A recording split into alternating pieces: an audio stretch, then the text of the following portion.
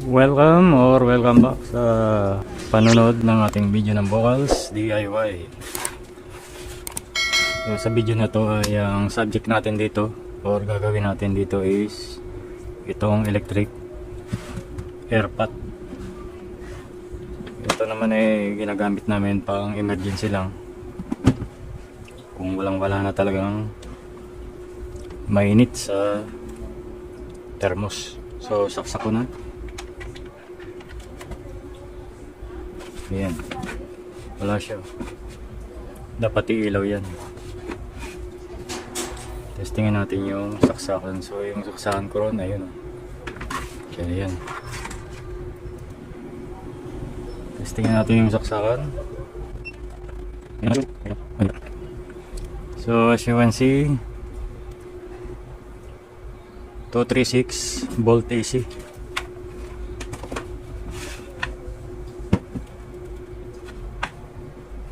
Nandito talaga yung power nito. At may contact siya rito. Pagka ginamit mo yan, dapat magko-contact siya. Kaso wala. Tapos yung tubig.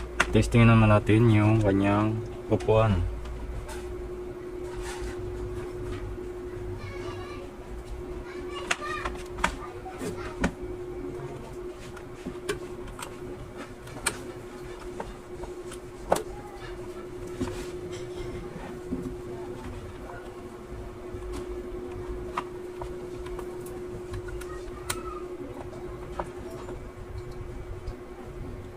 So meron naman, yun pa rin yung rate nya. Ito kasi yung contact nya. Ang nangyayari kasi, kapag nakaupo na yan dito, yan, wala pa rin. Kahit ikot-ikutin mo pa, wala pa rin kasi yung contact nya rito ay lumubog na. So yung mga gawa ngayon na mumurahin, yung contact dito ay mga maninipis. So pag inupo mo yung electric airpot dito, minsan nagkakaroon niya ng spark. At pag init, kung manipis yung copper dito, magbibend siya pababa. Kapag kasi nasalpak mo pa ito, tapos nag-iinit, bababa siya. So ang pinaka remedy rito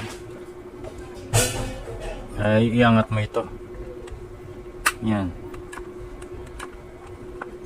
iangat para mag-contact siya sa puwet ng airpot. Pero ako ilang beses ko na kasi ginangat to at naiirita na ako sa angat-angat balik-balik. So kapag ka emergency na gusto mo mag-init ng tubig ay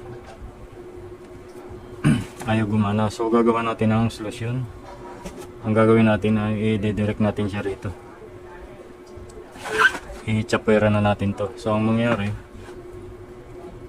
palalabasin natin yung cord dito, magtatap tayo ron sa loob. So buksan ko muna.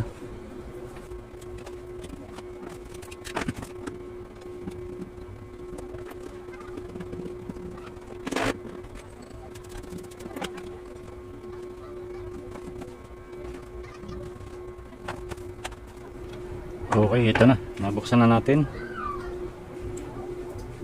So ito yung contact.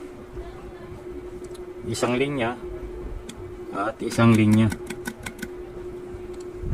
Hindi natin alam kung saan dito ito, or ito ba, ito, or ito, o ito. Basta ang importante, ito yung contact ng isang linya at ito naman yung contact ng isang linya. So kung ito yung connector nya, kung mapapansin nyo, yung isa diretso na kagad dito sa heater, tapos yung isa dadaan pa siya dito sa switch at bumalik siya rito para mag-on itong heater natin. Magtataka kayo kung bakit siya nag-auto off kapag bumukal na o bumula na. Tama ba yung termino ko? Kapag mainit na, nag-o-off, ito yung responsible doon. Parang may thermal switch ito eh. So ang gagawin natin, ito, idedirekta na natin dito. So huhugutin natin to, i-connect natin yung mga linya magkabila at testing natin. So gagawin ko muna.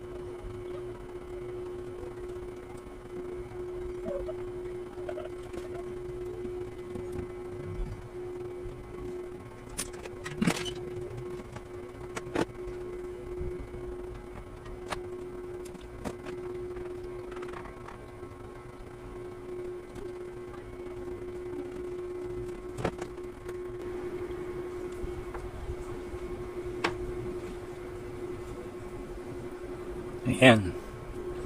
Kung napansin nyo, inipit ko lang. Kasi kung idudugtong natin or isusulda, eh nag-iinit ito, kakalas. So mas matibay kapag nakaipit lang. Yan. Yan. Yan. Sorry. Yun.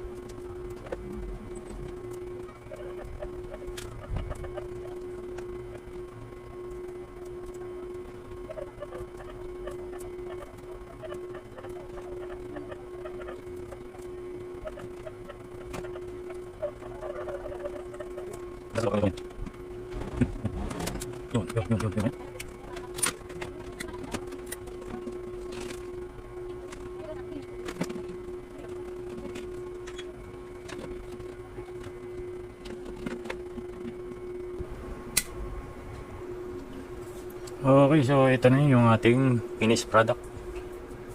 So yan. Wala na ito. I-secure nyo lang yung wire na hindi didikit dito sa heating element. So ako ginawa ko, lagyan ko ng zip tie, dito lang siya. So hindi siya didikit dun sa heating element. So try natin. Saksak na. Yan. Yan. Yan. So okay na. Ito wala na to. Tapon na to. Hindi lang. Medyo simple lang ito, pero kapag hindi mo alam saan mapanood mo to, so ganun lang pala kadali. Pagka may ganun kayong mga kaso, baka itapon mo na ito, so sayang. So ayun lang.